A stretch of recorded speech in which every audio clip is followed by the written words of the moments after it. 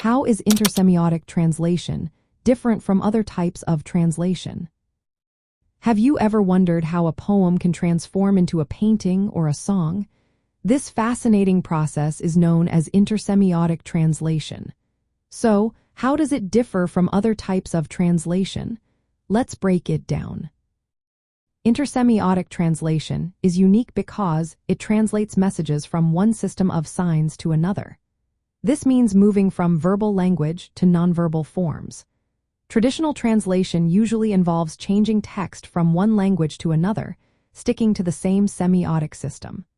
For example, translating a book from English to Spanish keeps the words but changes the language. In contrast, intersemiotic translation, sometimes called transmutation, takes verbal signs and interprets them through different mediums. This could be images, music, dance, or even visual art. Think about a poem being transformed into a musical composition. The essence of the poem remains, but the medium changes how it is experienced.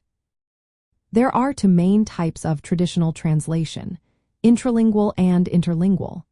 Intralingual translation happens within the same language, like paraphrasing a text. Interlingual translation occurs between different languages. Intersemiotic translation goes beyond these categories, translating from words to other forms of expression. This process is not just about changing formats, it requires interpretation. The new medium may express the original message's meaning or emotion in a different way.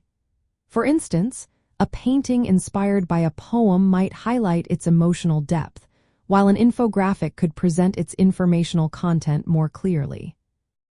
When it comes to poetry, intersemiotic translation can be particularly powerful. A poem transformed into visual art or music can reveal new layers of meaning.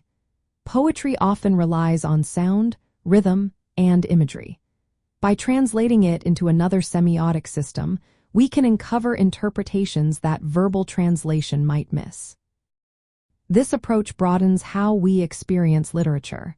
Engaging with poetry through multiple sensory channels can deepen our appreciation. Each medium brings its own strengths, allowing us to connect with the work in fresh ways. In summary, intersemiotic translation stands out by crossing the boundaries of semiotic systems.